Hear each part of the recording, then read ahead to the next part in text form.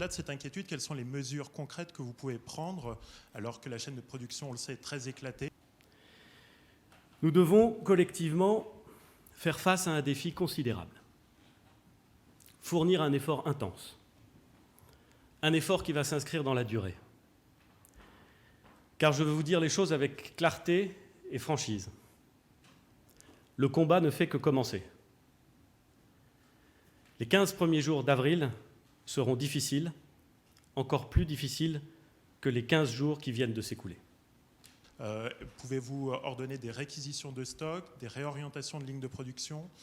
Mais ce qui est vrai, c'est que comme le monde entier se trouve confronté à une situation où les besoins en matière de réanimation explosent, pardon de le dire comme cela, où la demande de respirateurs, de produits consommables dans le cadre des procédures de réanimation s'accroît à un rythme jamais constaté, nous avons et nous pouvons avoir, dans les semaines qui viennent, dans les jours qui viennent, ici ou là, des tensions d'approvisionnement.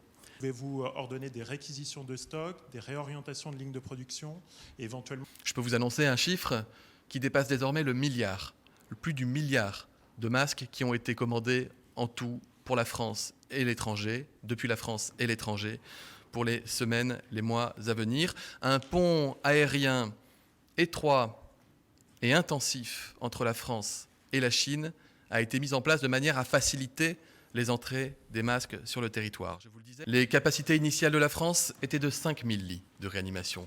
Elles ont été augmentées grâce à la déprogrammation et grâce à la mobilisation de tous les hôpitaux à 10 000 lits.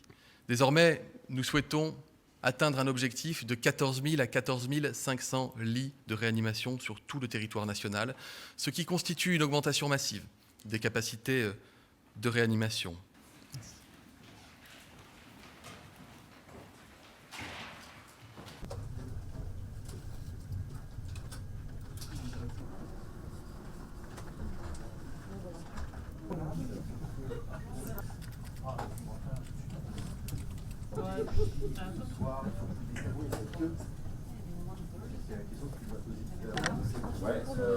Alors, la gendarmerie dans un mail, vous l'envoyez ici.